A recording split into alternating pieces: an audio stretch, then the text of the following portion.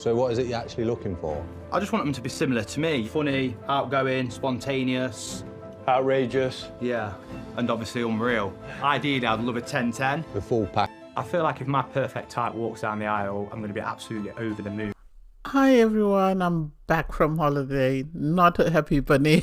I really enjoyed Bali, and now I've come back with the sore throat just to make things worse, and the weather's terrible. Anyway, I digress. Hey there, it's Valerie. Welcome to my channel. If you're new here, don't forget to subscribe, click the like button, turn on the notification bell for when I upload new videos, and definitely leave a comment. In this episode, I'll be reviewing Married at First Sight UK, Season 9, Episode 4. What do I think? This season is a train wreck. It really is, because no one seems to be sort of destined or seems to be positioned in a way whereby their marriage is likely to work, because every couple has their own problems. Anyway, we meet the latest match, which is couple number 5 actually, Sasha and Ross. Sasha, well, she's Miss Birmingham. Her mom and dad, I think, are still married. They're bodybuilders. She says she was cheated on, so she did a lot of cosmetic surgery on herself to try and improve herself. I think maybe she was blaming herself for the person cheating, which is normal anyway in some cases when someone has been cheated on.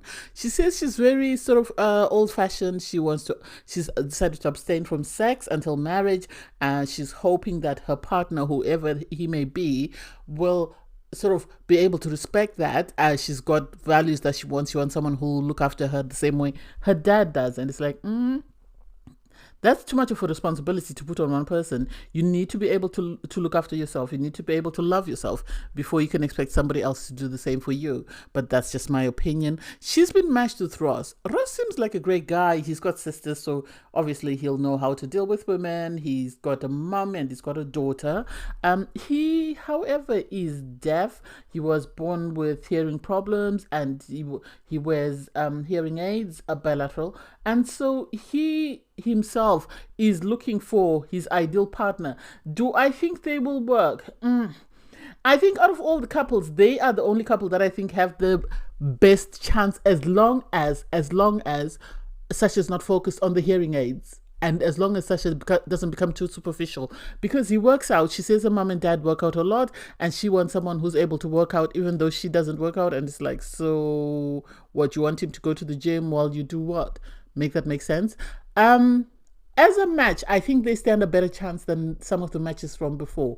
I think they do stand a better chance. But then this is only the beginning, because with Married at First Sight, as I've said before, when somebody says, I want someone I can look after, blah, blah, blah, blah, they're going to do the exact opposite. And I hope he doesn't do that. I really hope he doesn't do that. And I really hope they stand a chance of working. Next couple is Polly and Adam. And this is a train wreck. This is a train wreck. I'm going to say it out loud now. Because you have Polly, who's been bullied at school, who's had body image issues, who is not the type of woman that Adam is asking for. Adam is saying he's used to dating slender girls with big boobs and big bums.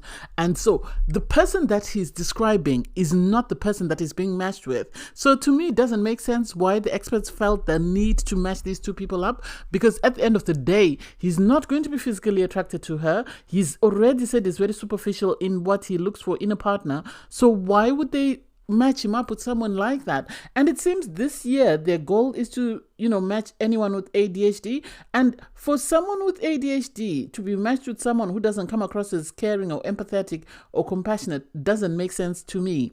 It doesn't make sense to me, because at the end of the day, she needs someone who's going to be her ride or die, someone who's going to pick her up when she's down. And this man has already come across as saying he's the perfect match, and he needs to be matched with someone who's exactly his type. And it's like, no, this ain't it. This ain't it. This ain't it. I understand them sort of matching Lacey with Nate, but this couple doesn't make sense to me, because at the end of the day, the woman looks like, Pauline looks like she needs a lot of work, she needs a lot of support, and yet they felt it was okay to match her with someone who's very superficial, who's not interested in anyone else but himself. Make that make sense?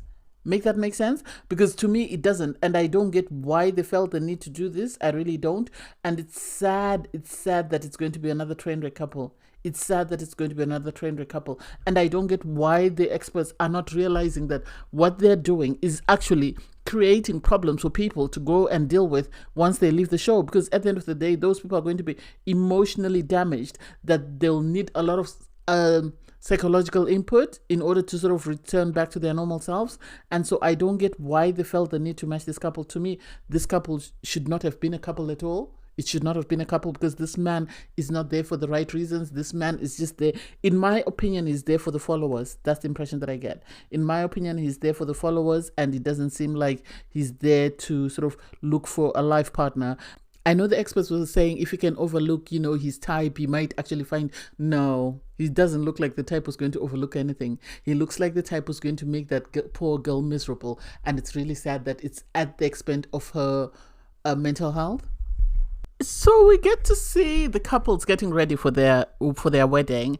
You have Sasha and Ross. Sasha is excited, but she also has these expectations of her husband, and it's like, you're marrying a stranger, love. You can't say you want him to ask to sleep on the couch, or you can't say you want him to sleep on the couch without first of all letting him know, or telling someone to tell him. Unless you expect him to read minds, because it doesn't make sense. If he on his wedding day says, okay, I want to sleep on the couch, then it's going to seem as though he's not attracted to her or there's something wrong with her. She just needs to let him know that these are my expectations of this relationship and this is the journey that I want to go on. And then he can take it from there, because you have Ross who's ecstatic because he's looking forward to shagging his wife, and his wife has decided to abstain from sex. I don't know why the producers choose to do this. Because this is a train wreck. This is a train wreck. Because if he doesn't sleep on the couch, she says the marriage is over. If he doesn't get sex from her, he is going to feel some type of way, because that's his expectation. And so I wish I hope they have a conversation about expectations for this relationship moving forward before they start giving each other ultimatums, or before they start making ultimatums, because it doesn't make sense. Sasha is very superstitious. She wants to put 6 pence in her shoe. She wants a note. She wants this, that, and the other. And it's like, I don't know. I don't know those superstitions, so I'm not a very superstitious person, so I wouldn't know really whether that's likely to come true or not. And I hope she gets the marriage that she wants. I have hope. If there's a couple I have hope for so far, this is the couple, followed by Christine and Kieran. But I don't know. With the other couple, Polly and Adam, that's a train wreck, because Adam, his friends are even saying that he's very superficial and he thinks he's God's gift to womankind at the end of the day, because apparently he loves himself more than anybody else loves him. And so for him to say he wants a Megan Fox, and it's like, buddy, you in the real world couldn't pull a Megan Fox, so how do you expect a TV show to get you a Megan Fox? So did you come on the show because you wanted to get married, or did you come on the show because you were looking for a Megan Fox and you couldn't find anyone that looks like that to take you, so you decided to come and sort of set those unrealistic expectations on the TV show? At the end of the day, you yourself are not a 10, so how do you expect a 10? Make it make sense. You're not a 10, but you expect to marry a 10. How? I don't get it. Anyway, so it seems the first couple to get married are going to be Sasha and Ross, so I can't wait to see what happens with that. Oh no. I spoke too soon. Because I thought Ross and Sasha actually had a shot, but I'm starting to have second thoughts. Anyway, Sasha seemed excited with the guy she saw. He seemed excited with the girl he saw. They did talk about star signs, and this superstition is really... She's too superstitious. She is. And the fact that she still says that, we're old-fashioned. Well, if you're old-fashioned, yeah, some people used to be match-made, but still, why are you coming to an experiment? Why not stay at home and do all this at home? Why come on the show if you have these values and these beliefs that you want somebody else that you do not know to meet? I don't get it. They did ask him about the star sign, which aligns with her family, so she was ecstatic about that. After they said their vows were both sweet, but then I don't trust the vows on MAFS, because the more they play vows, the more likely it is the couple is going to go against those vows. He said he's going to be very supportive and be, there for her. She says she's going to be patient with him, and that it's going to be a train wreck. It really is going to be a train wreck. It was oaks galore when he was told that you can kiss your bride, and she didn't want to be kissed because she said, my dad is here. And it's like, but your dad walked you up the aisle to a stranger. What was he thinking? Why didn't he say no to you marrying a stranger? Make that make sense?